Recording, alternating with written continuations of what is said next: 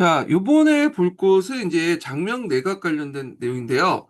그 장명 내각, 그러니까 이 공화국 이전에 가도기로서 그 당시 이제 허정을 중심으로 가도정부가 만들었거든요. 그래서 이제 그 당시 이승만 정부가 이제 이승만이 직접 하야하고 그리고 비상시국 대체위원회가 구성이 됐어요.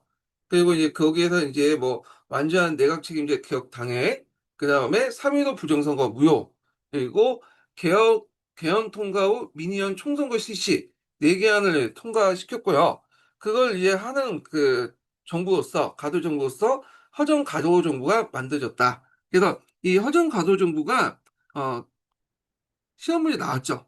그래서 이 허정 가부 정부는 그 당시 이제 외무부 장관, 이승만 대통령 때 외무부 장관을 했던 사람인데, 그 당시 이제 대통령 하야와 또 새로운 대통령이 등장하기 중간에 권한 대행을 했다. 대통령 권한 대행을. 그래서 그 앞에 이제 비상시국 대체위원회가 이제 만들어진 그 안 있죠. 이 안을 이제 중심으로 헌법 개정이 일어났다. 이렇게 보시면 되겠습니다. 또 양원제 국회와 내각 책임자를 중심한 헌법을 개정하였다. 그래서 그 안을 바탕으로 헌법을 개정을 했고요. 자, 그 새 헌법에 따라서 실시된 총선거에서 민주당이 크게 승리를 했죠. 예. 그래서 보통 이제 양원제라고 하는데 양원제는 이제 민의원이 하원이 되고 상원이 참의원이 돼요. 그래서 원래 이제 헌법상 양원제는 이미 그 이승만 정부 때도 있었어요. 네, 민의원, 참의원. 근데 실제로 참의원 선거를 하지 않음으로써 단원제 미니언 선거만 했거든요. 근데 이제 이 공화국 헌법에 따라서 그 당시 민주당과 아니 이 공화국 헌법에 따라서 그 당시 이제 미니언과 참의원을 동시에 이제 뭐냐면 했죠. 근데 진정한 양원제는 뭐냐면 이 공화국 헌법이다 보시면 되겠습니다. 자, 그래서 요번에 시험에 나왔던 것이 뭐냐면 허정가도 정부의 그 당시 그 국정 시책에 대해서 물어봤어요. 국정 기조에 대해서. 예. 그래서 답을 내용을 보니까 그 당시에 이제 뭐랄까, 반공체제 강화? 이게 이제 답인 것 같아요. 그 밑에 예문들 보니까. 예. 그래서 허정 가도 정부의 국책 기조, 국정 기조는 우리가 좀 생소하죠? 예. 교과서에도 안 나와 있고 뭐 그런데 이 부분에 대해서 좀 보고 넘어가겠습니다. 제가 아직 기출문제 자료를 이제 못 만들었거든요. 지금. 그래서 요걸 이제 챗 GPT한테 물어보고 이제 학습을 통해서 좀 넘어갈게요. 허정 가도 정부가 있었잖아. 그 이승만 정부가 이제 몰락한 후에 허정 가도 정부가 수립됐는데 그 허정 가도 정부의 그 정책 기조에 대해서 좀 설명해줘. 그러니까 국정 기조.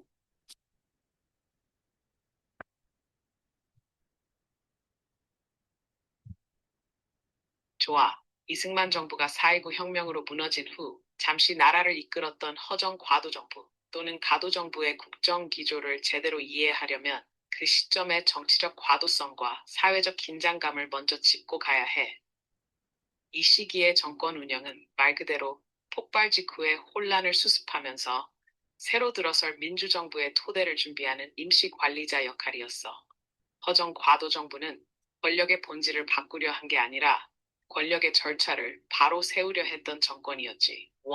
배경 왜 허정이었나? 허정은 이승만 정부에서 주미대사, 내무부 장관 등을 지낸 중도적 인물이었고 군부나 학생들 모두에게 비교적 비호감이 적은 인물이었어. 4.19 직후 이기붕 계열이 몰락하고 이승만이 하야하면서 최고 책임자가 완전히 비어버린 상태였지. 이 틈을 메우기 위해 헌법상 수습 가능했던 장면 부통령도 사퇴했기 때문에 합법적으로 대통령 대행은 국회의장 허정으로 넘어갔던 것이야. 2. 정책 기조. 허정 과도 정부의 국정 운영 방향. 허정 과도 정부는 뚜렷한 정책 비전이랄 건 없었지만 딱 세 가지 원칙이 국정 기조의 중심에 있었어. 첫째, 질서 회복과 치안 유지. 4.19 혁명 직후였기 때문에 전국은 혼란 그 자체였어. 시위, 방화, 경찰의 붕괴, 극단적인 정치폭력이 난무했지. 허정 정부는 우선 군과 경찰을 통해 기강을 안정시키는 데 집중했어. 하지만 중요한 건 이 과정에서도 군사정권 같은 방식이 아니라 민주적 질서 회복의 명분을 계속 앞세웠다는 점이야. 그래서 당시에는 계엄령은 유지하면서도 학생 시위를 강경 진압하지는 않는 이중적 기조가 있었지. 둘째, 자유민주적 헌정 질서 복원.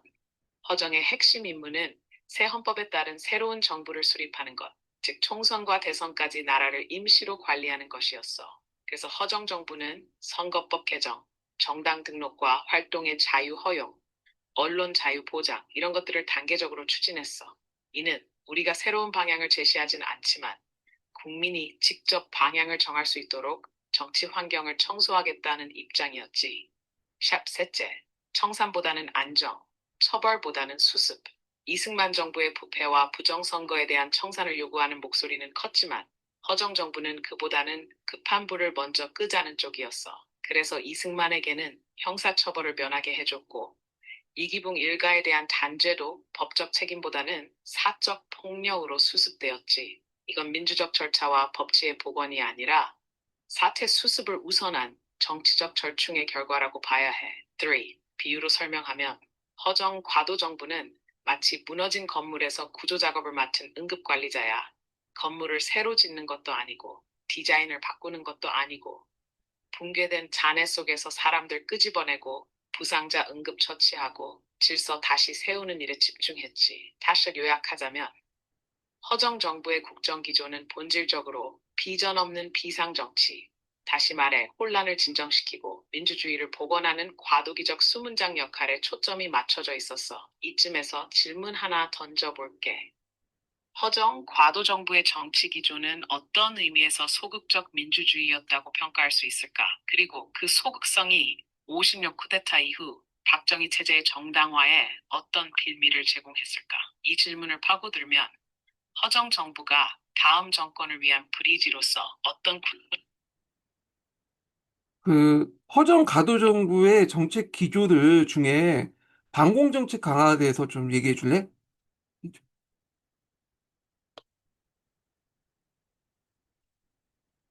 좋아. 지금 말한 자동 저장고는 아마도 음성 인식 오류 같아.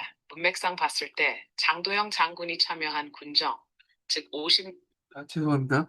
얘가 지금 다른 자료를 가지고 좀 얘기하는 것 같아요. 그래서 제가 원래 원했던 것은 반공정책 관련된 내용을 얘가 얘기할 줄 알았더니 일반적인 그냥 얘기를 한 것 같아요. 그래서 일단은 그거는 제가 나중에 기출문제 분석 자료를 가지고 제가 또 제시를 해드리고요.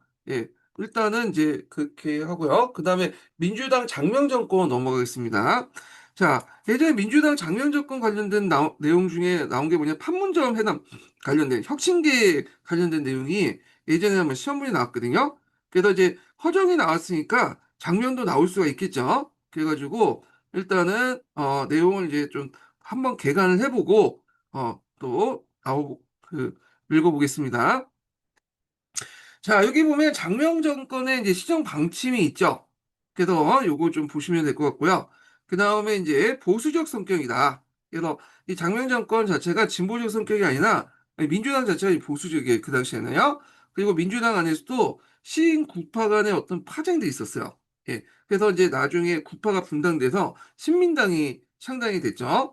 자, 그 다음에 이제 각종 민주화 운동이 있었다. 그 이승만 정부의 이제 억류였던 그 시기 때 벗어나니까 그는 민주화 움직임이 있었고 학원 민주화 운동이나 노동운동, 청년운동, 교원노조 예전에 유족회 결성 같은 것도 이제 그때 일어났고요. 근데 이 장면 정권은 개혁 의지가 되게 미약했거든요. 그래서 부정선거 책임자 처벌에 소극적이었고 남북 협상에 되게 소극적이었어요. 그래서 그때 이제 이승만 정부의 대외적인 그 통일 정책 있죠. 이게 대내적으로는 이제 북중 통일론이지만 대외적인 통일 정책이 유엔 감시 아래 남북한 총선거인데 똑같이 얘기했죠. 예. 그래서 그 당시 혁신 세력들과 학생들 통일 논의를 수용하지 않았다. 이렇게 보시면 되겠습니다. 자, 그 다음에 장면 정권의 주요 정책들 보면 경찰의 중립화, 사법제도의 중립화, 신문 발행 허가제 폐지로 언론의 활성화, 교원 노동 조력과 기자 노동 조합 결성 허용 이런 것도 있고 그 다음에 장면 정권이 제일 중요시했던 게 경제 건설이에요. 예. 그 당시에는 못 먹고 못 살았던 시기였기 때문에 경제 개발이 상당히 중요했거든요.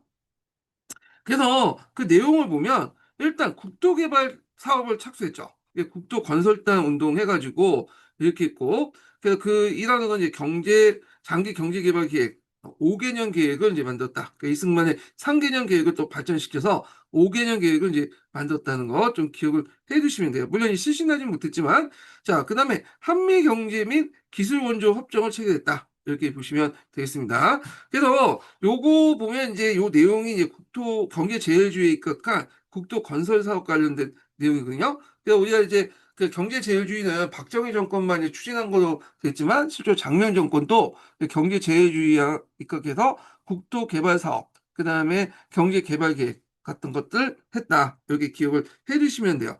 자, 그 당시 또 통일운동이 일어났어요. 요 관련된 내용이 예전에 기출문제 나왔죠. 그래서 혁신개혁들과 학생들 중심으로 해갖고 통일운동이 일어났다. 그래서 이제 진보 노선의 혁신계통은 이제 사회 대중당 같은 걸 조직했고, 그다음 혁신계 인사들과 학생들 연합을 해가지고 그 당시 이제 그 학생들의 그 조직이었던 민족통일연맹 민통연과 혁신계 정치인들 조직이었던 민주자주통일협의 민자통이 연합해서 통일운동을 추진했다는 거. 요거 예전에 한번 기출문제였으니까 좀 기억을 해두시고요. 그래서 이제 그 밑에 보면 그때 내걸었던 게 뭐냐? 여기 뭐냐면 중립화 통일론과 남북협상론이야. 그래서 1950년대에는 이제 그 평화통일론 같은 것들 주장했잖아요. 물론 이제 이걸 바탕으로 이제 디폴트하고 1960년대 넘어서 중립화 통일론과 남북협상론이 북더 플러스됐죠. 그래서 그 당시에 이제 그 문제 보면 1960년대 그 혁신기가 주장했던 통일 정책이 뭐냐? 그러니까 여기 평화통일도 있지만 일단은 60년대만 이제 한정돼서 물어봤기 때문에 중립화 통일론과 남북협상론을 이제 보시면 되겠죠. 예, 60년대 그 평화통일론의 특징, 그러니까 혁신계 통일론의 그 주장에 관련된 내용이니까 이 두 가지가 예전에 시험문에 나왔다는 거. 자, 그 다음에 이제 남북학살회담 환영 및 통일촉진 걸기대회였죠. 그때 내걸었던 이제 그 구호가 가자 북으로 오라 남으로 한국 문제는 한국인의 손으로 소련에 속지 말고 미국에 믿지 말자 이런 구호들이 내세웠고요. 그 다음에 이제 이렇게 다양한 통일론이 아까 지금 말한 것처럼 이제 형성됐다는 거. 그렇지만 이 혁신계들은 좀 한계점이 있었어. 왜냐면 정치권에 진출하려고 했지만 번번이 실패했죠. 그래서 이제 결국에는 그 7월 29일 총선거에서 챔피언회 분열됐다가 5.16 군사 쿠데타로 이제 실패했고 이때 이제 5.16 군사 쿠데타 집권한 이제 박정희 정권의 혁신 개색들을 대규모 탄압을 또 하기 시작해요. 예. 그래서 이런 것들 좀 기억을 해 두시면 되겠습니다. 그래서 이제 그 당시에 이제 그 또 학생들이 중심으로 해서 어떤 논의가 있으면 판문점에 가서 논의를 하자. 학생회담을. 그래서 이 판문점에 논의하는 판문점 회의 같은 것들 뭐냐면 제시하고 그렇게 했다라는 걸 좀 기억을 해두시고요. 그 밑에 보면 이제 제2공화국 당시에 각계각층의 요구사항들이 쭉 있어요. 한번 보시면 될 것 같고요. 자, 그러면 구체적인 내용을 이제 좀 보겠습니다.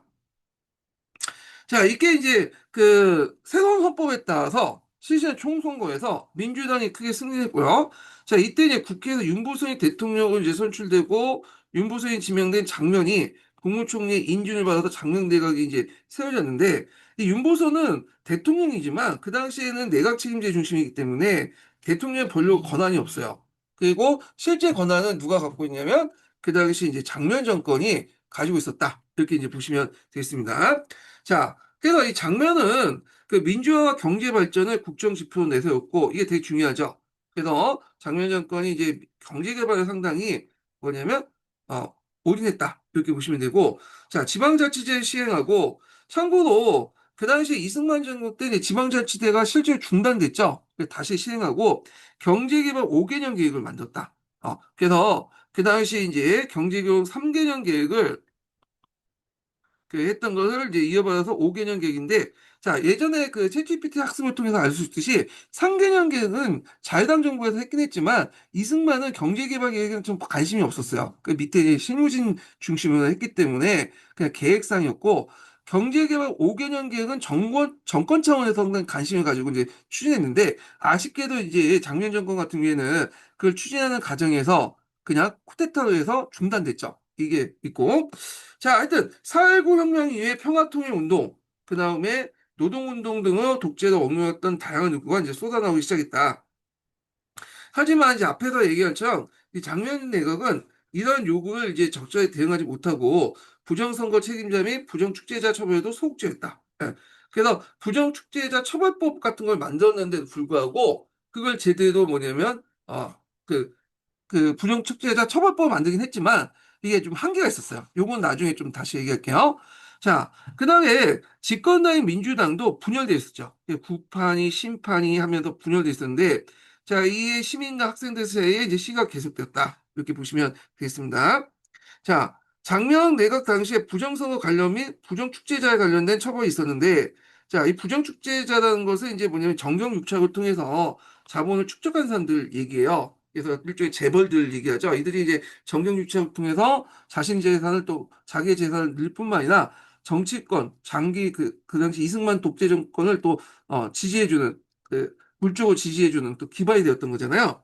자, 이때 발표 관련자 두 명을 제외하고 비교적 가벼운 판결을 내줬고 이들 규탄한 목소리가 높아졌다. 이에 개헌을 통해 부정선거 관련자들 처벌하기 위해서 소급을 했어요. 예. 그래서 앞에서 이제 3차 개헌을 했었잖아요. 20합의 3차 개헌을 했는데 좀 뒤에 했던 4차 개헌 약간 이제 그 작은 개헌이죠. 그때 소급입법 원래 소급입법은 뭐냐면 법이 만들어지고 나서 그 후에 처벌받는 것이 그 뭐냐면 법적 안전성의 이제 원칙이잖아요. 근데 소급 쪽으로 처벌하는 안 돼요. 뭐서 법이 만들어 놓아서 이 법에 따라서 그 전에 있었던 법을 처벌하는 거는 일종의 이제 절차상의 문제가 있거든요.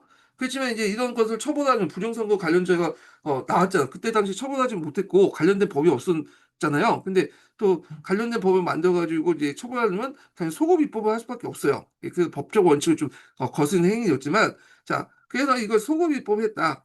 그리고 당시 내무부 장관이었던 최인규 치안국장 이상 치안국장이었던 이강학, 자유당이었던 한희석 등 사형 선고했다. 하지만 최인규만 사형 집행됐고 나중에 강용준 등 사형에 처했다. 그래서 그 뭐냐면 그 좀 보면 전반적으로 처벌은 했지만 좀 미온적이었다. 이렇게 보시면 되겠습니다. 예, 이렇게 이제 꼭. 자, 그 다음에 넘어가서 5.16 군사 쿠데타 이제 보기 전에, 예, 이제 볼게요. 자, 시마스 교과서에 있는 내용을 좀 보겠습니다. 자, 내각 책임제 개헌과 장관 정권의 수립 보겠습니다. 자, 내각 책임제 관련된 내용인데 여기 볼게요. 자, 이게 어떤 거냐? 국회 신임에 따라 정부가 설립, 종속하는 정치제도인데 18세기 초에 영국에서 처음 성립되었다. 다수당을 중심으로 한 행정부를 만들어지기 때문에 국민은 국회를 통해 정부의 실책을 감시할 수 있다. 뭐 이게 내각 책임제고 영국이 지금 내각 책임제를 실시했던 거죠. 그다음에 이승만 정부가 무너진 후에 허정에 이끄는 가도정부가 수립됐다. 가도정부는 내각 책임제, 양원제 국회의원 내관 헌법 만들고 이승만 정부 때 만든 언론 출판, 집회, 결사의 사전 허가제와 검열제를 폐지했다. 자, 새 헌법에 따라서 실시한 총선거에서 민주당이 크게 승리하여 다수당이 되었다. 자, 국회는 그 당시 민주당 윤보선을 제4대 대통령을 선출하고 대통령을 지명한 장면을 국무총리에 임명하였다. 새 헌법에 비해서 행정부가 구성하는 권한이 국무총리에 있다고 되어 있어 장명정부도 한다. 제2공화국 이렇게 있고요. 그래서 이제 요 공화국이 아까쯤에 횟수가 바뀌는 거 1공화국, 2공화국 한 거는 권력 구조가 개편될 때 이렇게 하거든요. 그래서 우리나라 이승만 정권 1공화국, 장면 정권 2공화국, 박정희 정권 초반기는 3공화국, 유신 정권기 때는 4공화국, 그다음에 신정부 그러니까 전두환 때는 5공화국. 그러니까 6월 민주항쟁 이후에 만들어진 헌법에 의한 공화국은 6공화국 이렇게 이제 분류하고 있죠. 자, 장명준군은 앞에서 말한 것처럼 경제제일주의를 내세워서 이승만 정부 당시 수립된 경제개발 3개년 계획을 바탕으로 경제개발 5개년을 수립했고 1962년 1월에 시행할 계획이었다. 그래서 이제 했는데 쿠데타 때문에 잘 안 됐죠, 이게. 자, 경제난과 실업난을 해소하기 위해서 도로, 항만, 제방 구축 등 사회 간접 자본을 이제 건설한 국토건설 사업을 추진했고요. 그 다음에 지방자치제를 실시해서 면의원부터 도지사까지 그다음에 주민을 직접 선출하도록 했다. 예. 그래서 잠시 이승만 때 이제 중단됐던 지방자치제를 다시 부흥시켰다. 이렇게 보시면 되고요. 근데 이제 2공화국 때 실시한 지방자치제는 3공화국 때 들어서 아예 없어졌죠. 그래서 다시 이제 60 때 들어서 노태우 정부 때 들어서 이제 다시 실시했던 거죠. 예. 그래서 이제 이렇게 있고요. 요게 국토건설 사업 같은 경우에는 상당히 중요하거든요. 장면 정권에서. 그래서 요 관련된 것들은 챗 GPT 학습을 통해서 좀 진행을 해볼까 합니다. 예.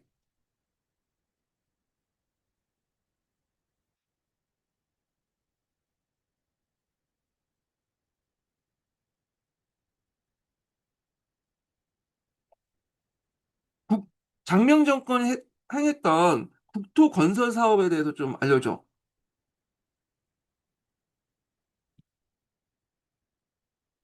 좋아. 장명 정권이 추진했던 국토건설 사업은 단순히 도로 깔고 다리 놓는 걸 넘어서 국가의 체질을 바꾸고자 했던 아주 야심찬 프로젝트였어. 그 중심에는 국가 재건이라는 명분이 있었고, 국토를 근대화하면서도 권력을 정당화하려는 목적도 숨어 있었지. 일단 큰 틀에서 보자면 장명 정권은 군사 정권이었고 단기간에 국민에게 성과를 보여줘야 했어. 그래서 눈에 잘 띄는 인프라 사업에 집중했어. 대표적인 게 다음과 같아. 도로부터 말해볼게. 경부고속도로. 이건 거의 상징적인 사업이었지. 죄송합니다. 내가 지금 잠못 알고 지금 얘기한 것 같거든요. 그래서 지금 박정희 정권에 관련된 내용을 얘기하고 있어요. 가끔씩 얘가 오류가 나. 그래서 일단은 그거는 각각 검색해서 이제 보시고요. 자, 그래서 이제 민주화 요구와 학대와 통일 욕망을 보겠습니다. 4.19 혁명 계기로 각계각층의 이제 민주화 요구가 목소리에 터져나왔고, 학생은 정부의 방침에 따라 학도곡단을 폐지를 했고, 그 다음에 학생을 조직하고 교사는 교원 노조를 결성해서 이제 학원의 정치적 중립을 요구했다. 그리고 이제 6.25 전쟁 당시에 발생한 민간인 학살 사건과 진상 규명을 이제 먼저 촉구하는 움직임이 있었는데, 그래서 유족회 같은 걸 만들어줬죠. 그리고 이제 그 예전에 시험 문제는 혁신계와 일부 대학생들은 통일이라는 열망을 드러내며 한반도 영세 중립화론과 남북 협상론을 주장했다. 요거 예전에 기출문에 나왔어요. 혁신계 주장 내용. 그래서 한반도 영세 중립화론은 한국을 스위스처럼 강대국이 협정을 맺어서 영세 중립화 방식으로 통일하자는 주장이었고, 남북협상론은 이제 외세의 모든 간섭을 배제하고 남북 간이 협상하여 이제 결정을 통일을 주장하자는 이런 주장이었죠. 자, 그러나 이제 장명 정부는 국민의 민주화 요구를 제대로 수행하지 못했고, 3.15 부정선거의 책임자와 이승만 정부 아래서 부정부패를 저지른 사람들이 처벌하는데 소극적이다. 예. 그래서 이제 GPM이 시에 관한 법률 개정을 통해서 다른 민주화 정책에 또 성과를 내기도 하였다. 그래서 장면 정부는 유엔 감시의 남북 간 총선을 주장하면서 민간 차원의 통일 운동을 탄압했고 그들의 요구를 받아들이지 않았다. 그래서 혁신계 세력들의 이제 주장들은 받아들이지 않고 예전에 이승만 때 이제 대외 정책을 계속 내세웠던 유엔 감시의 남북한 총선거 이런 걸 주장을 했던 거죠. 그래서 이 장명 정권 자체가 앞에서 말씀 좀 보수적인 성격이 있어요. 다만 이제 이승만에 반대한다는 측면에서 뭔가 의미는 있지만 보수적인 성격들이 이제 통일 문제에 또 이렇게 연결돼 있죠. 예. 그래서 이런 것도 좀 같이 기억을 해두시면 되겠습니다. 자, 그 다음에 장명 정권의 그 시정 방식 관련된 내용, 요거 좀 기억을 해두시면 될 것 같고요. 요것도 뭐 시험 문제 나올 것 같은 느낌이 들어요. 예. 그래서 한번 읽어볼게요. 일본과의 국교 정상화 및 유엔 감시하에 남북 간 자유선거 통일 당사. 그래서 일본과의 국교 정상화는 그 이승만 정부 때부터 계속 추진했던 건데 이승만이 이제 뭐 일본의 어떤 사죄가 없이 진정한 사죄가 없이 뭐냐면 국교는 안 된다. 국교 수교는. 그래서 그것 때문에 안 된 걸로 알고 있어요. 예. 자, 관료제도의 합리화와 공무원 재산 등록 및 경찰 중립화를 통한 민주주의 구현, 부정선거 원흉과 발표 책임자, 불법 축제자 처벌, 외자 도입과 경제 원조 확대를 통한 경제 개발 계획 추진 이런 것들, 그리고 군비 축소와 군의 정예화를 추진해서 국방력 강화 및 군의 정치적 중립 확보 이런 것들이 시정 방침을 내걸었다. 그러니까 그 당시 허정의 시정 방침 나왔으니까 장면적별 시정 방침도 나올 수가 있겠죠. 뭐 이렇게 좀 기억을 해두시면 될 것 같고요.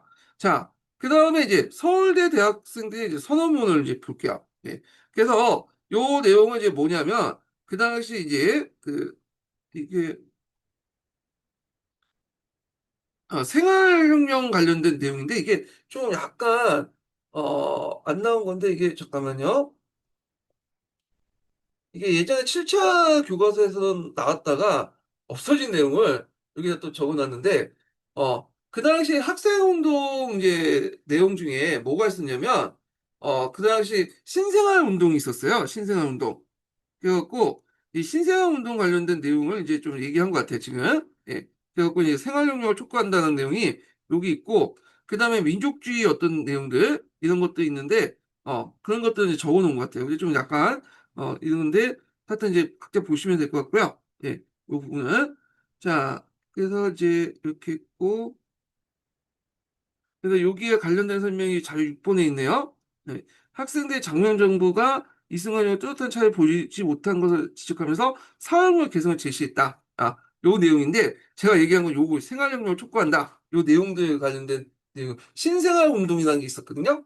그래서 그 당시 학생 운동 안에 내용 안에 신생활 운동이 있었는데 학생들이 도시와 농촌에서 계몽 운동을 전개했고 새로운 시대 정신을 확립하자.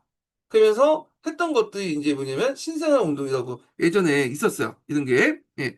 자, 뭐 이렇게 있고 여기에서 전체적인 곳은 이제 그 당시 장면 정권 비판적 태도를 이제 하고 혁명 정신 계승을 제대로 못했다. 그래서 혁명 정신 계승하자는 서울대학교 학생회 선언문이야. 예. 그래서 이렇게 내용을 좀 보시면 되겠습니다. 자, 그 밑에 이제 또 밑에 보면 장명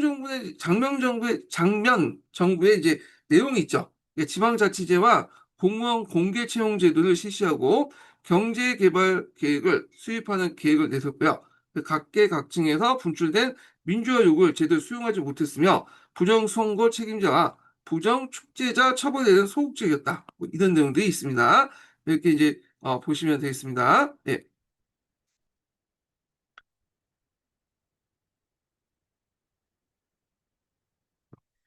자, 그 다음에 넘어가서요. 자, 여기 그 내용을 이제 천재교과서를 좀 보겠습니다. 네, 천재교과서.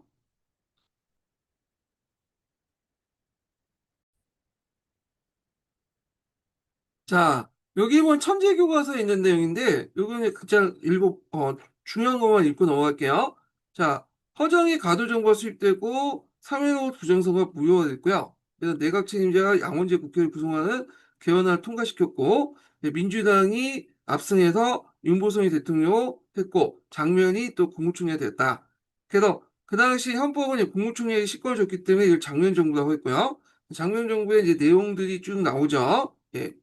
그런 것도 있고, 그리고 국도 건설 사업 같은 게 있는데 이게 되게 중요한데 내가 지금 제대로 인식을 제대로 못하고 있거든요. 그래서 다시 물어봐야 되겠네. 왜 얘가 인식을 못하지? 장명정부가 행해진 국도 건설 사업이 있잖아.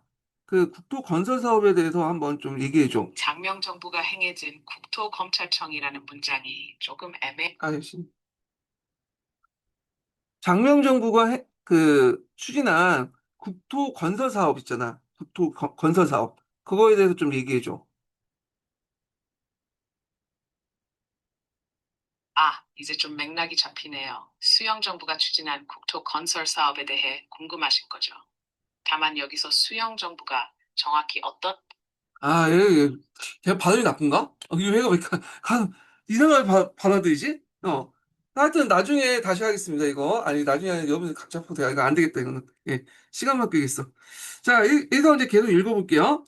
자, 그래서 이제 요거 관련된 밑에 내용은 이제 각자 보시고, 그 당시 진보적 혁신세력과 대학생들 중심으로 통일운동을 전개되었다. 이렇게 이제 보시면 되겠습니다. 자, 그럼 내각 책임제와 양원제 국회가 무엇인가? 이렇게 볼게요. 자, 내각 책임제는 국회 다수당이 행정부를 운영하는 정치 형태고, 4.19 혁명 이후에 민주당이 다수당이 되어 행정부를 구성했다. 또한 양원제 국회는 그 당시 민의원과 참의원으로 구성된 국회였는데, 발제 개헌 때부터 양원제 구성이 있었으나 실제 이루어진 것은 4.19 혁명 때부터다. 이렇게 보시면 되겠습니다. 자, 그 다음에 이제 계속 보겠습니다. 장명정부는 이러한 요구사항에 소극적일 뿐만 아니라 도리어 탄압하는 모습을 보여서 시민들의 반발을 불러일으켰고요. 자, 이러한 혼란 속에 5.16 군사정변이 일어나 장명정부는 크게 무너지고 말았다. 그래서 여기 보면 이제 장명정부의 민주화 요구 탄압 관련된 내용 있죠. 그 1961년 내각은 반공임시특별법과 대목규제법을 제정하겠다고 발표했고 반공임시특별법은 당시 제기됐던 통일론을 탄압하기 위해서 데모 규제법은 그 시위와 집회, 결사의 자유를 제약하기 위해 제정한 것이다. 많은 언론인들 이에 반대했고 혁신세력과 학생들도 공동투쟁위원회가 구성돼 집회 및 시위를 벌였다. 결국 이런 법률은 시민사회 반대로 제정되지 못했다. 이렇게 있고요. 자, 그래서 이렇게 해서 이제 장면 점과 관련된 내용을 한번 봤고요. 그 다음에 넘어가서 해당 교과서를 좀 보겠습니다. 해당 교과서는 장면 점과 관련된 내용이 어디 있냐면 90페이지에 있어요. 90페이지. 자, 그래서 여기 보면 내각 책임제 양훈재 헌법 개정이 나왔고 새 정부가 출범했고요. 그래서 이제 언론 출판 집회에 관한 법률이 개정되고 시민의 민주주의 권리가 확보되었고 그 다음에 헌법의 지방자치 조항이 다시 개정돼서 이승만 정부 때 중단했던 단체장이 직성제가 부활됐다는 거. 그리고 경제제일주의를 내세웠고 경제개발 계획을 수립했고요. 그래서 이제 여기 밑에 경제개발 계획 내용 있죠. 그러니까 국가 주도의 경제개발 계획이었으나 재원 마력이 문제였다. 그래서 정부는 국군의 감축. 그 당시 국군이 한 70만이었는데 60만을 이제 감축을 하게 됐죠. 그 과정이 이제 뭐냐면 문제점이 된 게 뭐냐면 문제점보다는 국군을 감축하면 그만큼 이제 대장 그 장군들의 지위가 좀 없어지잖아요. 그러다 보니까 이제 그 당시 64, 8기생들이 불만을 느끼게 된 거야. 왜냐면 자신들 자리가 이제 진급할 수 있는 자리가 없어지게 되니까 그래서 이것 때문에 5.16 군사정변하고 배경이 됐다. 뭐 이렇게 이제 보는 학자도 있어요. 자, 그리고 그 밑에 4.19 혁명 후에 개정된 지방자치에 관한 헌법 조항이 있는데 지방자치단체 조직과 운영에 관한 사항을 법률화하고 이 지방자치장을 이제 뭐냐 직접 선거를 통해서 뽑는다. 그리고 지방의회를 둔다. 이렇게 이제 있거든요. 그래서 요거 관련돼서 한번 또 얘한테 물어보겠습니다. 얘는 잘 답변하다가 왜 갑자기 이렇게 좀 그지? 뭐가 잘못된 걸 안 해, 얘가. 잠깐만요. 오류가 계속 나오네, 얘가.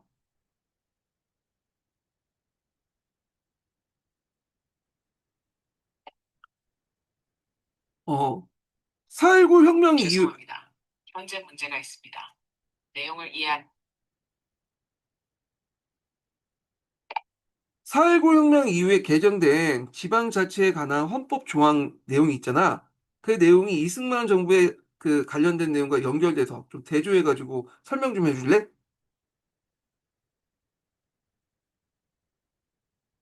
좋아, 이건 진짜 흥미로운 주제야. 사회고혁명 이후의 헌법 개정이 지방자치에 어떤 영향을 주었는지, 그리고 그게 이승만 정부 시절과 어떻게 대조되는지를 설명해 볼게. 일단 시대 배경부터 간단히 짚고 갈게. 이승만 정부 시기의 지방자치, 형식적 존재. 이승만 정부 때 대한민국 헌법에는 이미 지방자치에 대한 조항이 있었어. 재헌헌법 8전 제96조는 지방자치는 법률이 정하는 바에 의하여 실시한다라고 명시하고 있었지. 하지만 실질적으로는 지방자치가 제대로 운영되지 않았어. 왜냐하면 중앙집권적인 통치가 강했고, 특히 이승만 정부는 정권 유지를 위해 지역 권한이 분산되는 걸 꺼렸거든. 예를 들어 지방자치단체장 선거가 없었고, 전부 정부가 임명한 관선 형태였어. 지방의회도 구성은 됐지만 1952년 이후 거의 중단됐고, 행정 권한은 사실상 중앙정부가 행사했지. 쉽게 말해서 지방자치라는 껍데기만 있었고 실제로는 중앙이 다 쥐고 흔든 거야. 즉 사회고혁명과 헌법 개정, 지방자치의 부활과 재정비. 1960년 4월 19일 혁명, 즉 4.19 혁명 이후에는 민주주의에 대한 열망이 커지면서 헌법도 개정됐어. 이걸 제2공화국 헌법, 1960년 개법이라고 부르지. 이 헌법에서는 지방자치의 내용을 훨씬 더 명확하고 강하게 규정했어. 여기서 중요한 건 제99조였어. 개정된 조항은 이렇게 말하지. 오픈 쿼트 지방자치단체는 주민에 의하여 조직되고 그 기관은 주민이 직접 선출한다. 클로즈 쿼트 이게 의미하는 건 아주 커. 지방자치단체장과 지방의원 모두 직선제, 즉 주민투표로 뽑는다는 거지. 이건 이승만 정부의 관선 방식과 정면으로 대조되는 거야. 즉 중앙이 골라주는 방식에서 주민이 스스로 뽑는 방식으로 완전히 바뀐 거지. 그리고 더 중요한 건 헌법적 명문화를 통해 지방자치의 자율성과 정당성을 한층 강화했다는 점이야. 그 전에는 법률이 정하는 바에 따라라는 모호한 표현이었지만 이제는 주민 직접 선출이 명확히 못 박혀 있으니까 정부가 마음대로 지방자치를 무시할 수 없게 된 거지. 쉽게 비유하자면 이승만 정부 시절은 중앙이 리모컨을 쥐고 전국을 조종하던 시대였어. 반면 사회고혁명 이후의 헌법 개정은 그 리모컨을 지역 주민에게 돌려준 사건이었지. 각 지방이 스스로 자신의 운명을 결정할 수 있는 구조를 헌법으로 보장한 거니까. 여기까지 흐름 괜찮았어? 혹시 재헌 헌법 당시 자, 잘 들으셨죠? 그래서 그 당시 이승만 정부는 헌법에도 명시에도 불구하고 제대로 시행되지 못한 데 반해서 이게 이제 이공화국에 들어서 제대로 이제 헌법에 따라 입각해갖고 해서 지방의회도 두고 직선제를 했다. 이렇게 이제 보시면 되겠습니다. 자, 그래서 이제 이렇게 있고요. 그 다음에 그 앞부분은 이제 거의 대부분 있는데 요거 부분, 뒷부분만 한번 읽어볼게요. 자, 분단과 반공주의 이용한 구축된 독재체를 극복하기 위해서 민간 주도의 이제 통일운동이 전개되었다. 그래서 학생들 같은 경우에는 이제 남과 북이 자주적으로 해결해야 한다면서 남북 학생회담을 추진했죠. 여기 이게 판문점에서 이제 추진하자고 했는데 이렇게 있고 혁신기에는 조국 통일과 민족 자주 원칙 아래 남북 협상과 국제 협조가 이루어진 상황에서 평화적으로 이루어진다 주장했다. 그래서 대학생들이 남북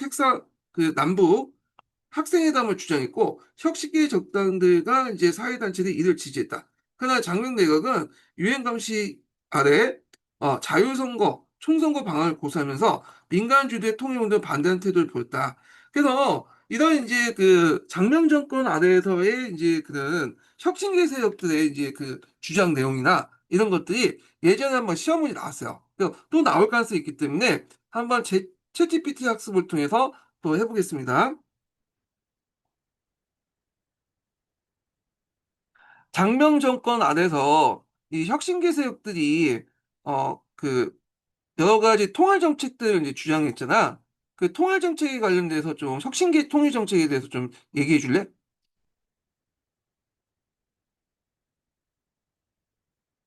좋아.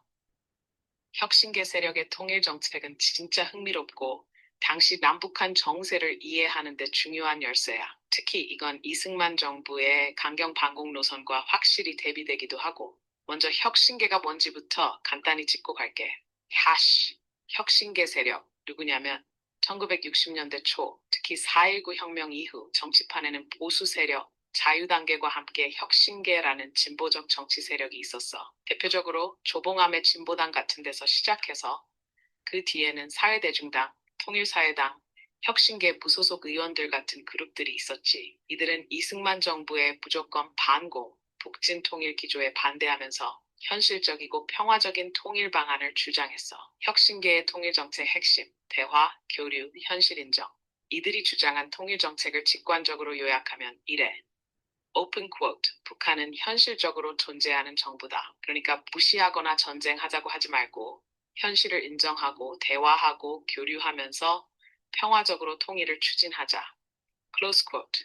이걸 조금 나눠서 설명해 볼게. 첫째, 남북한 동시 유엔 가입 인정. 이건 되게 진보적인 입장이었어. 당시 대부분은 우리가 한반도의 유일 합법 정부다라고 주장했는데 혁신계는 북한도 실질적인 지배체제를 갖춘 실체이니 둘 다 유엔에 가입하고 나서 장기적으로 통일을 추진하자고 봤지. 둘째, 안북당국 간 회담 및 교류. 그냥 회담하자는 게 아니라 실제로 교육, 문화, 경제 영역에서 교류를 열자고 했어. 쉽게 말해, 냉장고 2대 놓고 서로 문도 안 열어보는 집이 아니라 중간에 문 좀 열고 말도 하고 물건도 좀 왔다 갔다 하자는 거였어.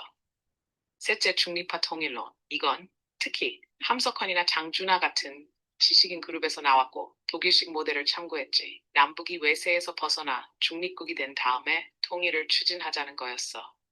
말하자면 미국과 소련이 빠진 비동맹 지역 통일 같은 개념이야. 이걸 이승만 정부와 비교하면 이승만은 무력 북진 통일, 즉 전쟁으로 통일하자는 입장이었고 북한은 대화의 대상이 아니라 소멸의 대상이었지. 반면 혁신계는 북한은 대화의 상대다. 존재를 인정해야 뭔가 시작할 수 있다라는 입장이었고 아날로지 하나 들어보자. 이승만식 통일 정책은 마치 이웃집이 마음에 안 드니 불 지르고 새집 짓자는 식이었고 혁신계의 입장은 서로 벽을 두껍게 쌓기보단 중간에 문을 만들고 이야기할 방법을 찾아보자는 거였지.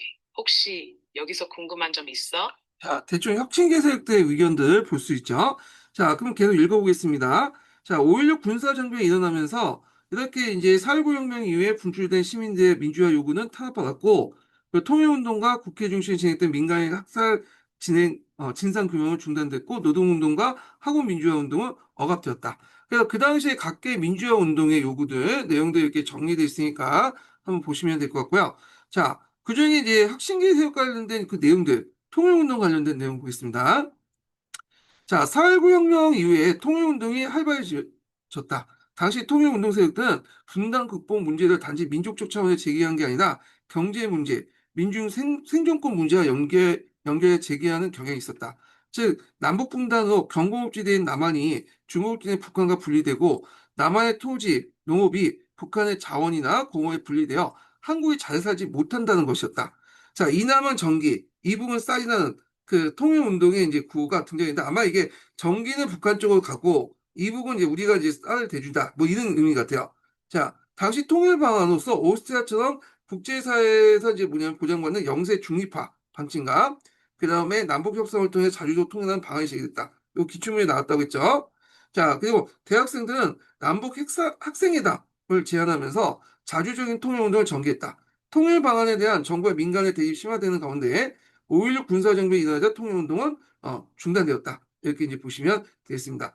그 밑에 이제 앞에서 언급하게 챗 GPT 학습에서 볼 수 있듯이 북진 무역 통일을 주장한 반면에 장명 정권은 평화 반공 통일 입장이었고 학생들과 혁신계의 주장은 자주적인 통일 방안을 대해서 불가능 방안이며 공산당 이용당할 것이라 하면서 부정적인 입장을 고수했다. 그러니까 이제 그 당시 장명 정부의 입장이죠. 자, 그래서 이제 이런 식으로 이제 봤습니다.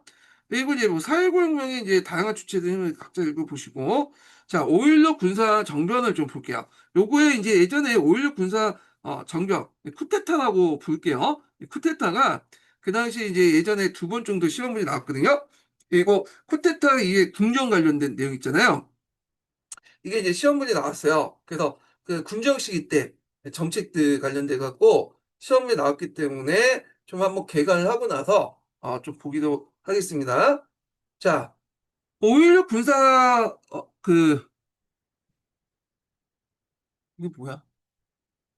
자, 5.16 군사정변의 배경을 볼게요. 이게 용어상 좀 보면, 여기 이제, 그 어떤 분은 이제 이걸 혁명이라고 얘기하고, 어떤 분은 저처럼 이제 쿠데타라고 얘기하잖아요. 예. 근데 교과서 용어는 좀 가치 중립적으로 이렇게 정변이라고 딱, 이게 이제, 어,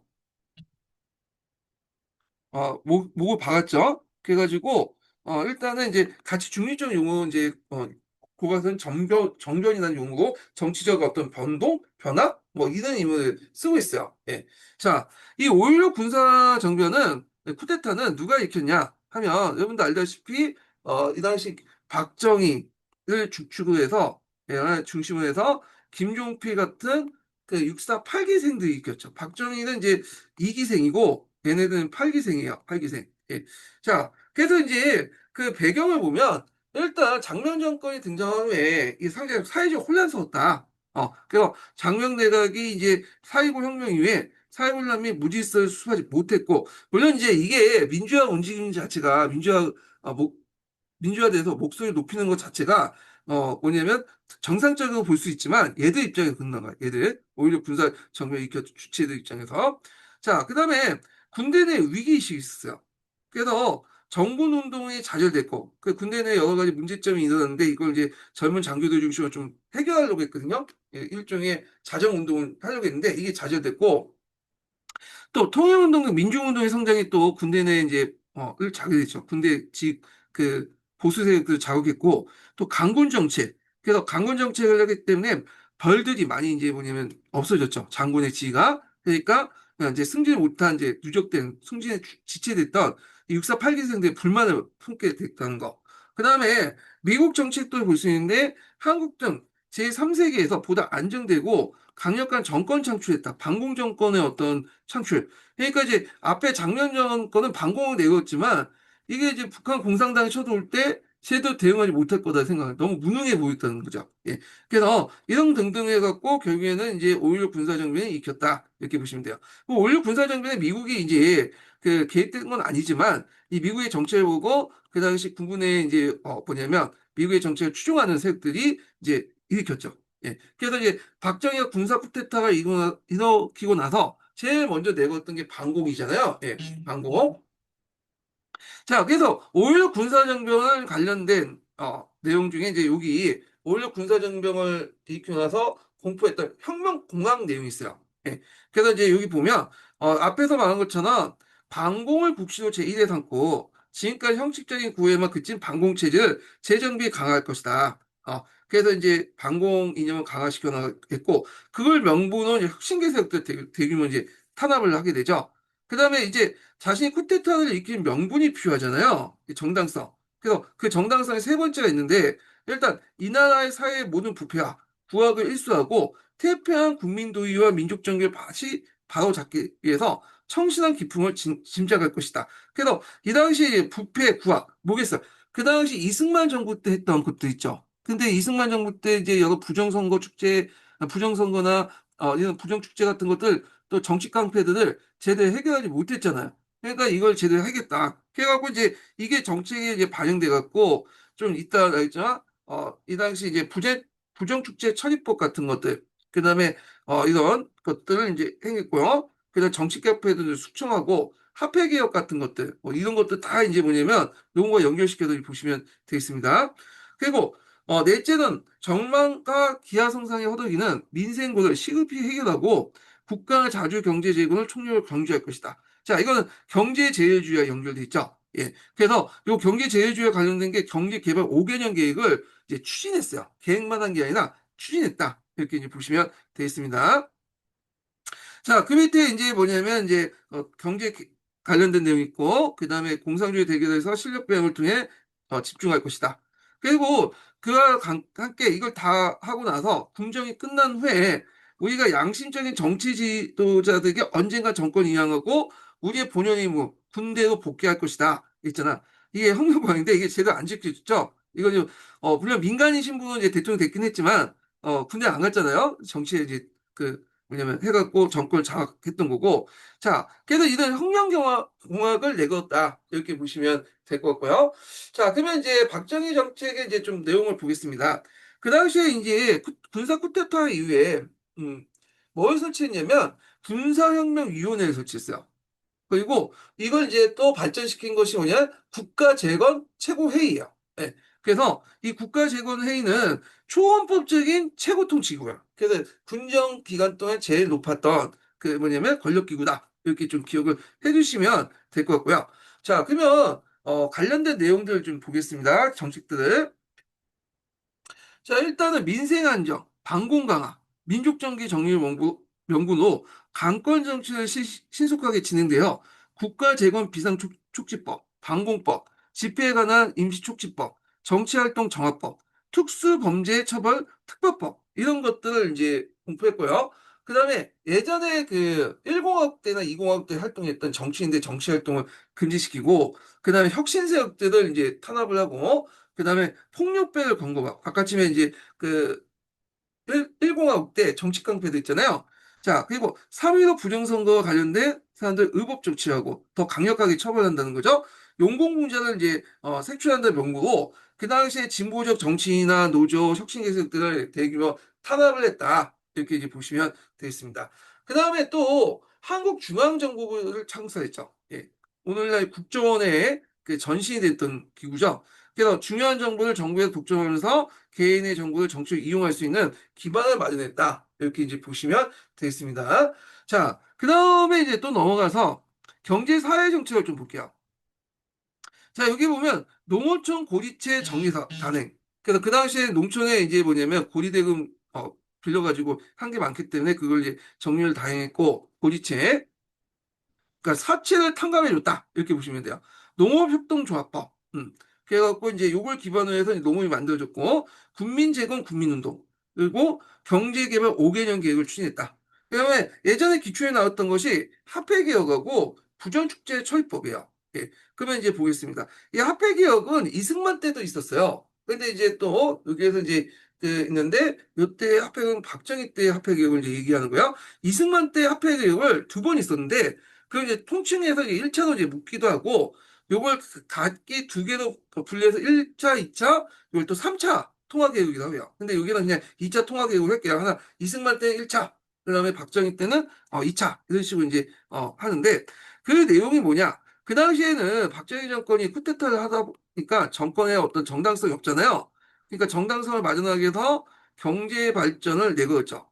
근데 이 경제 발전하려면 돈이 필요하죠. 종잣돈이. 그러니까 이 종잣돈을 어떻게 마련할 것인가 이걸 했는데 처음에는 박정희가 어떤 식으로 마련하려고 했냐면 외환을 끌지 않고 국내 자금을 이제 확보하려고 했어요. 그래서 이제 했던 것이 이 제2차 화폐 개혁이야. 그러니까 통화 개혁이죠. 자, 그 내용을 보면 국내 자금을 이제 끌어들여서 경제 개발 자금을 확보하려고 했다. 그래서 이제 화폐 단위를 10분의 1로 평가 전하고요. 한을 다시 원으로 계층하고 그다음 강제 정기 저축을 했는데 이걸 봉쇄 계정 교환화폐 중에 일부를 장기 저축시킨 다음에 그 자금을 경제개발 자금으로 활용했다. 이게 이제 핵심 포인트인데 이게 뭐냐 하면 이게 이제 예를 들어서 이제 화폐 교환을 하잖아. 그래서 예를 들어갖고 10판을 이 돈으로 이건 좀 그렇다. 예를 들어서 좀 계산하기 편하게 100칸을 그 뭐냐면 그 15도 이렇게 바꿔주잖아요. 예. 그런데 이제 이렇게 교환할 때 당연히 은행에 가서 교환을 했겠죠. 근데 15는 완전히 교환한 게 아니라 일종의 뭐 7원 정도 이렇게 줘요. 예, 예를 드는 거야. 3원은 그 뭐냐면 강제로 이제 적금을 들게. 그래서 일정 기간 동안 이제 뭐냐면 빼가지 못하도록 적금을 강제하고 빼지 못해요. 그 자금을 이용해 갖고 경제 개발을 하겠다. 이런 생각을 갖게 된 거죠.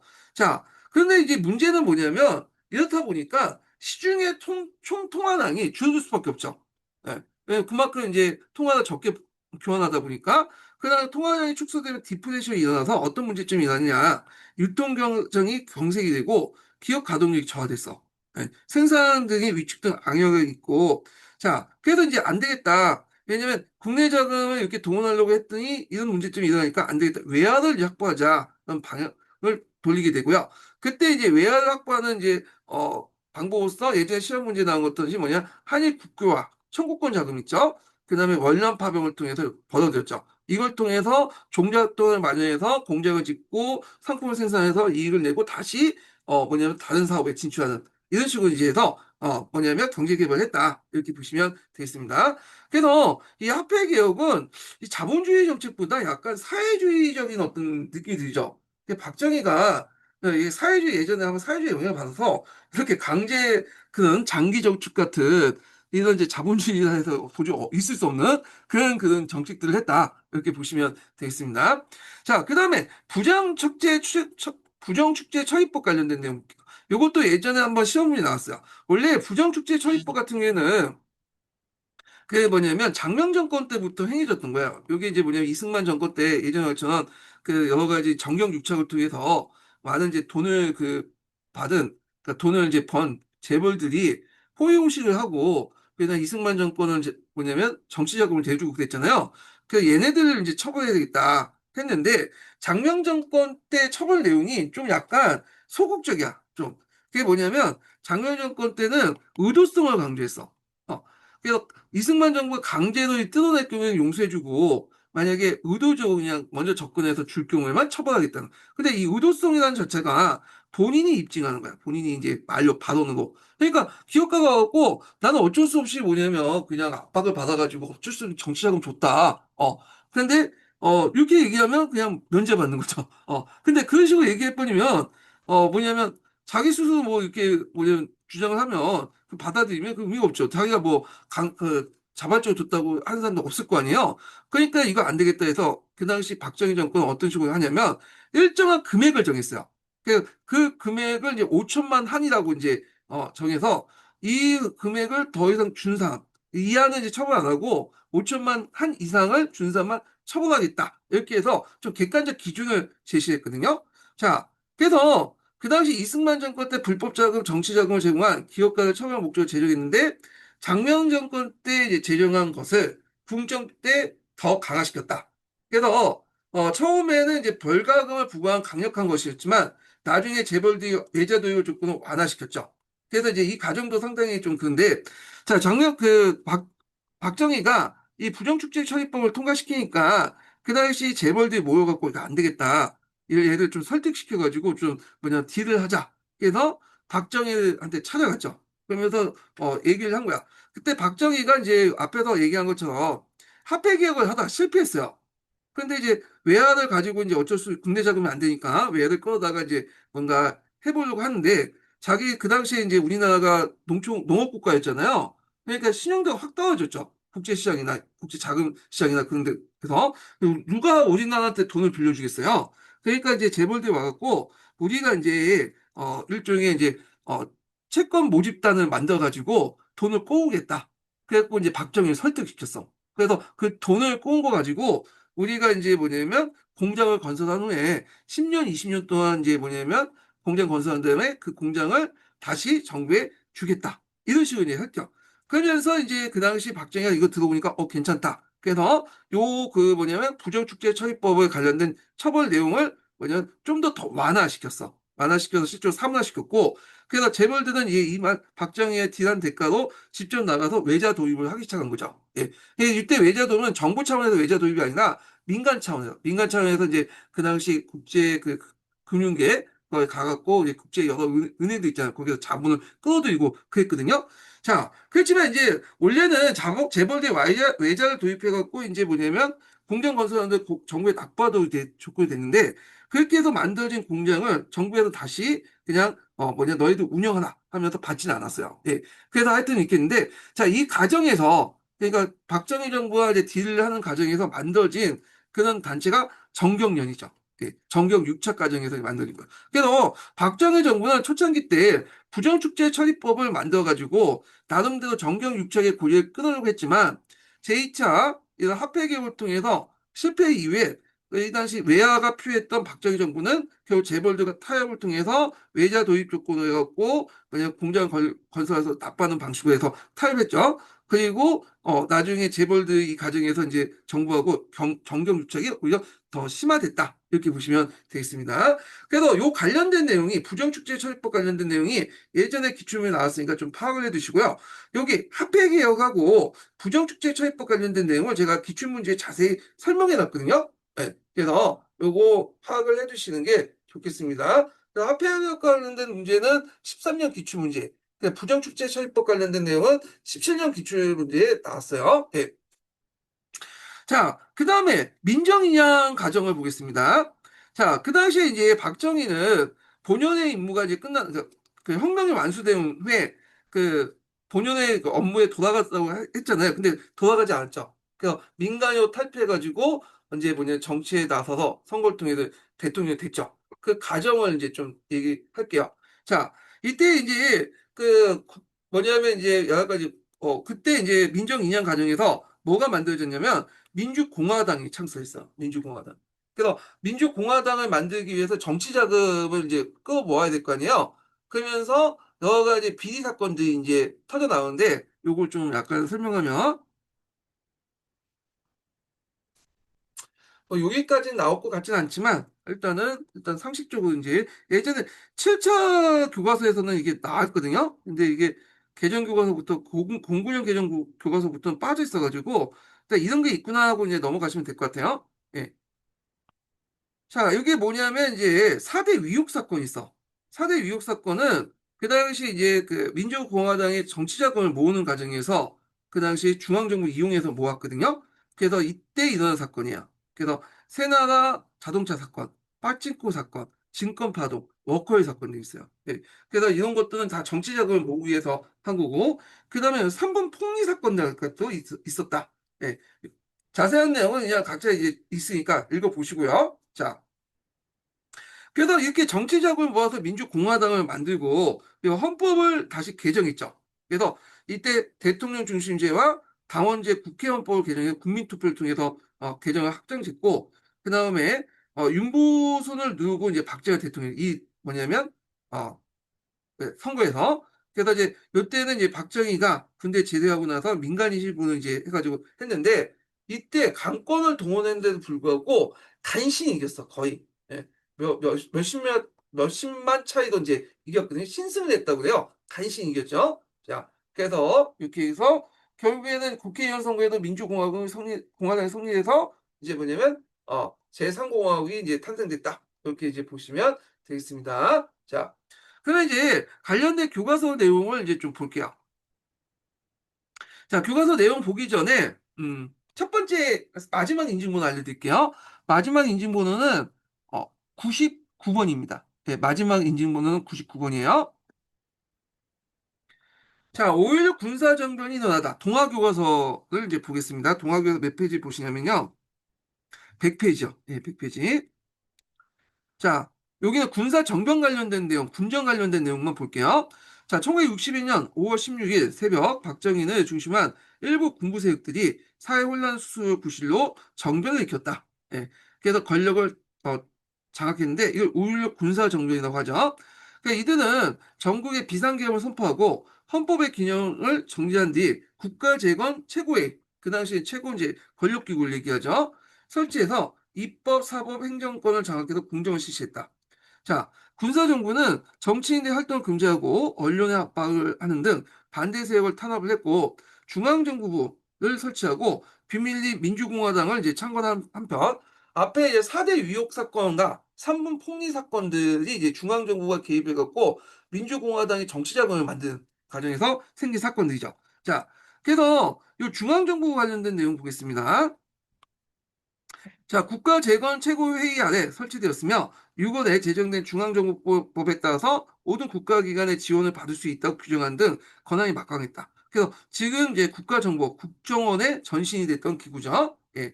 자, 그래서 예전에 중앙정부부, 그다음에 안기부, 그다음에 국정원 이렇게 이름을 바뀌었잖아요. 자, 그다음에 헌법 개정을 이제 하게 되죠. 단원제 중심제와 국회 단원제.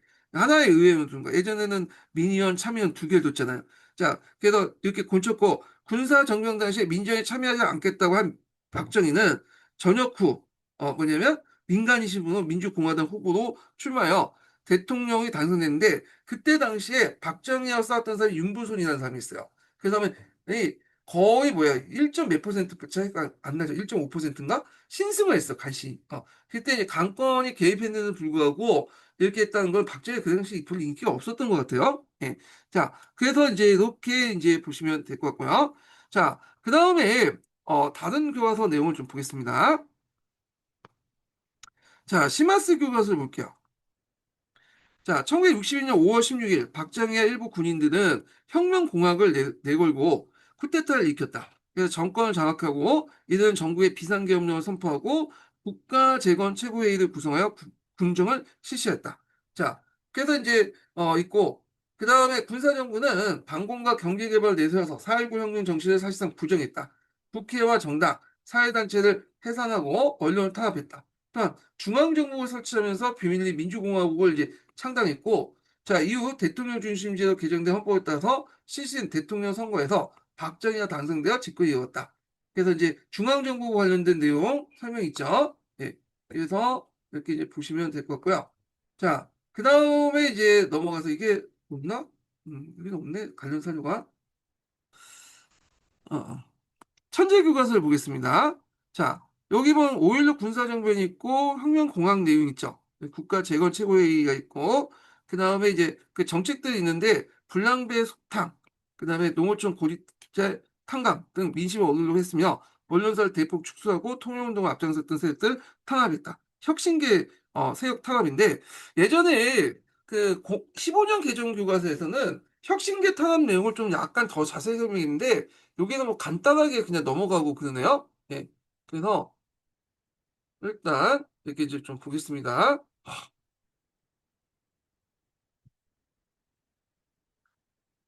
박정희가 군사 쿠데타를 일으키고 나서 혁신계 세력을 탄압했잖아. 그 혁신계 세력의 탄압 내용을 좀 알려줘.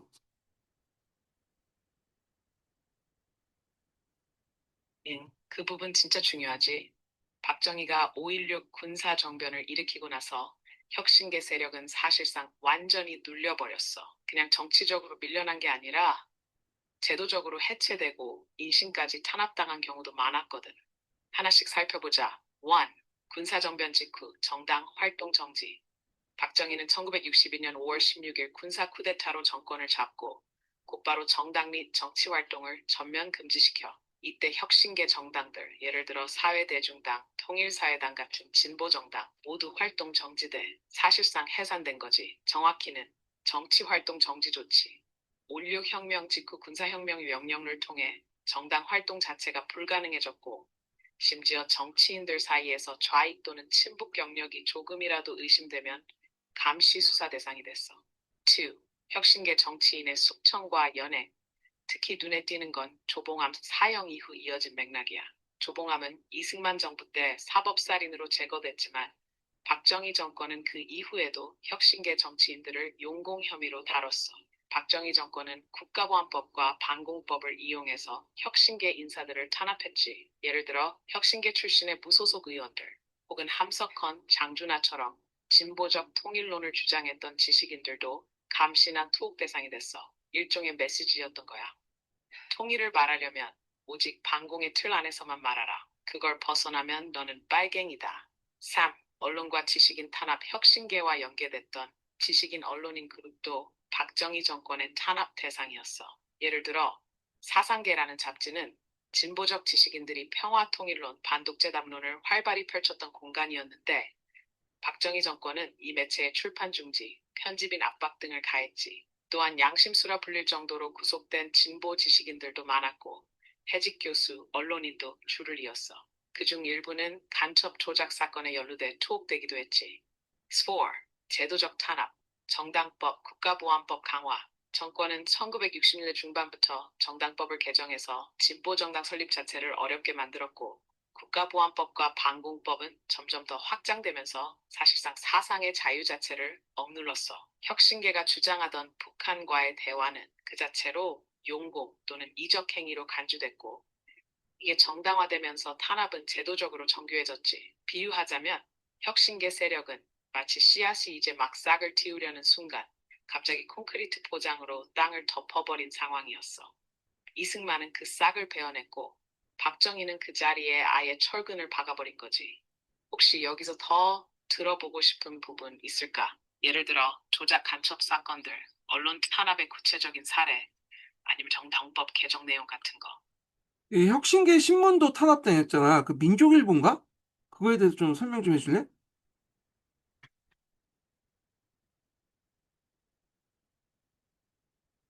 오, 딱 짚었네. 맞아. 민교일보는 박정희 정권 아래에서 탄압당한 대표적인 혁신계 성향의 신문이야. 이건 단순히 언론 탄압이라기보다 진보 지식인들의 입을 조직적으로 막은 사례라고 볼 수 있어. 하나씩 풀어볼게. 1.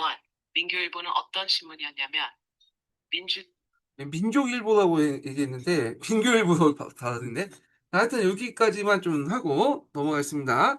자, 그래서 이 정보기관 중앙정치부 관련된 내용도 있고요. 그 다음에 정치활동 정합법이라는 게 있어요. 이건 좀 근데 이것도 나올 가능성이 있거든요. 그래서 기존 정치인들 정치활동을 금지하는 한편 비밀리 민주공화당을 창당을 들어갔는데 정치활동 정합법도 좀 파악을 해두시는 게 더 좋을 것 같아요. 이게 무슨 군사정권 관련돼서 할 때 관련된 내용 중에 이제 법 같은 것들이 문제가 예전에 나왔거든요. 그래서 부정축제 처리법도 있고 해서 요 정치활동 정화법 관련된 내용을 좀 더 챗GPT 학습을 통해서 좀 해보겠습니다. 자, 정치활동 정화법에 관련된 내용을 좀 알려줘. 박정희 정권 때 정치활동 정화법이 있었잖아.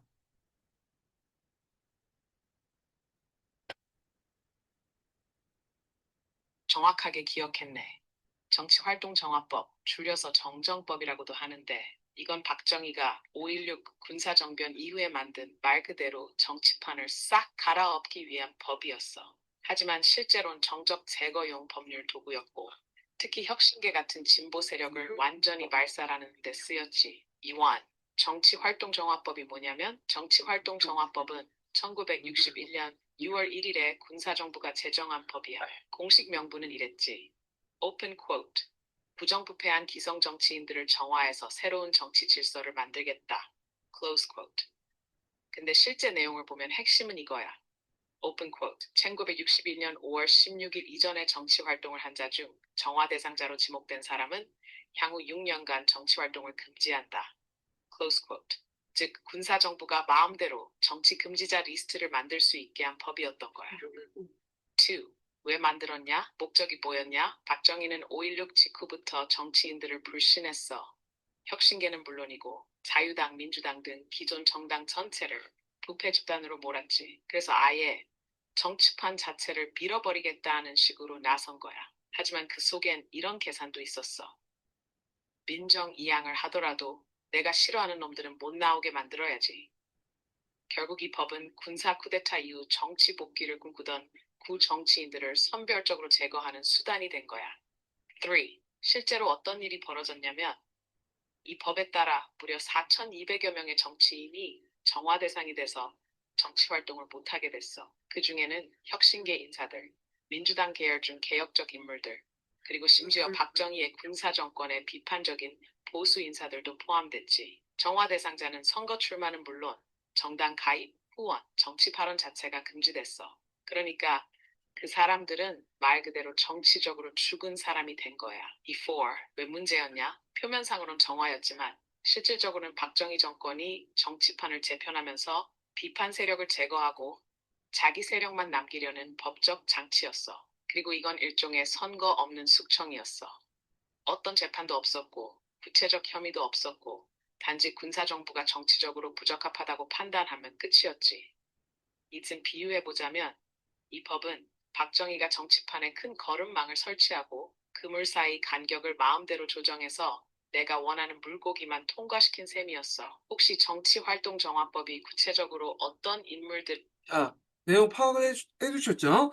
정치활동 정화법을 통해서 그 당시 이제 정치인들 싹 없애버리고 자기가 이제 선택한 애들만 정치에 참여하도록 하고 그걸 통해서 자신의 정권을 강화시키려고 했던 법이 정치활동 정화법이다. 그래서 명칭 정확히 좀 기억을 해두시고요.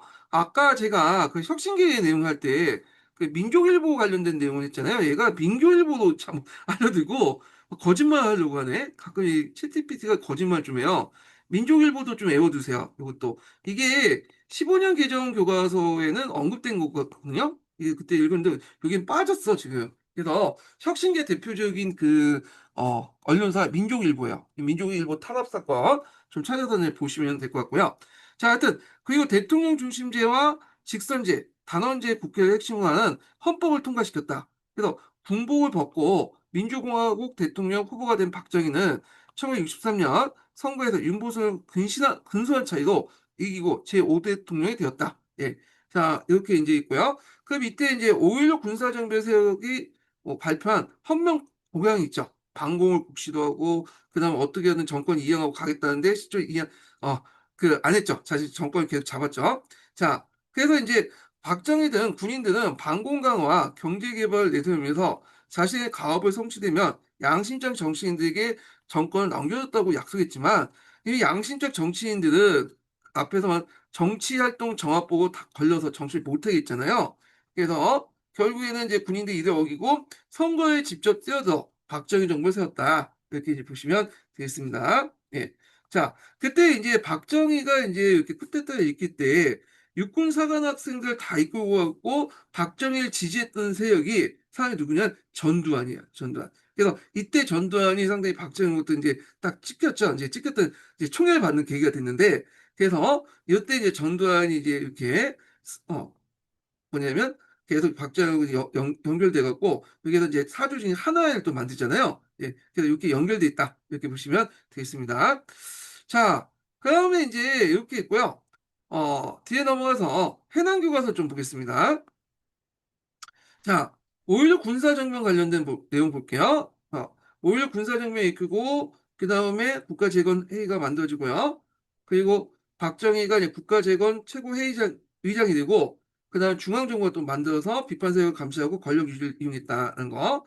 그 다음에 그 군사정부는 여기가 이제 없는 내용인데, 군사정부 때부터, 군정 때부터 경제개발을 이제 필요한 자금을 마련해서 일본과 국교제를 서둘렀다.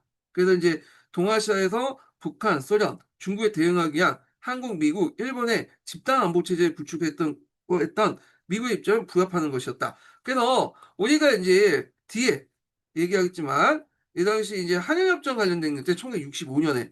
근데 이미 이때부터 이제 뭐냐면 이렇게 경제개발 목적, 자금 마련, 그 다음에 집단안보 체제 구축 등등 이유에서 이게 한일 일본과 국교 정상화를 이제 제기를 서두르었다는 거. 그러니까 일본과 우리나라가 국교를 재개하려고 했던 노력들은 이승만 때부터 시작했어요. 근데 이승만은 이제 좀 고집이 있어갖고 너가 사과를 안 하면 못하겠다 해가지고 했다가 이게 허정 가도 정부와 장면 정권 때부터 쭉 이어졌지만 잘 안 됐죠. 근데 박정희가 이걸 이어받아서 또 하려고 했다. 이렇게 보시면 되겠습니다. 자, 그 1962년에 중앙정부 김종필과 일본 외무대신 오이라가, 그러니까 요거는 다른 책에서는 그 군정 이전에서 이제 그 이후에 이제 설명하거든요. 한일협정 내용에서 설명하고 있는데, 여기에서 어차피 시기적으로 맞춰가지고, 요때 군정 때부터 시작됐다는 걸 보여주기 위해서 이걸 집어넣은 것 같아. 원래는 이게 한일협정 파트 부분에서만 배경으로 좀 얘기하다가 있는데, 여기는 시기적으로 이제 요 시기니까 여기다 집어넣은 것 같아요. 그래서 그 당시에 이제 그 김종필과 외무대 오이다가 두 차례 단독 회담을 하여 한일 협상의 핵심 쟁점인 청구권 문제를 최종적 합의를 이끌었다. 그래서 이제 김종필 오이다 메모 같은 것들이 대표적인 거죠. 이건 나중에 좀 얘기할게요. 그래서 그날 청구권이라는 개념이 뭐냐 하면 개인이나 국가에 요청할 수 있는 권리, 즉 한일회담 당시에 논란이 됐던 일제 강점기 때 배상이나 보상 문제다. 그렇게 이제 있는데 이 청구권 문제는 이제 관련된 근거가 됐던 게 뭐냐면 샌프란시스코 강화 조약이에요. 예. 그래서 이 청구권 그 문제가 이미 이제 군정 때부터 얘기가 나눠졌다. 이렇게 좀 보시면 되겠습니다. 예. 그래서 이제 이렇게 좀 기억을 해 두시면 될 것 같고요.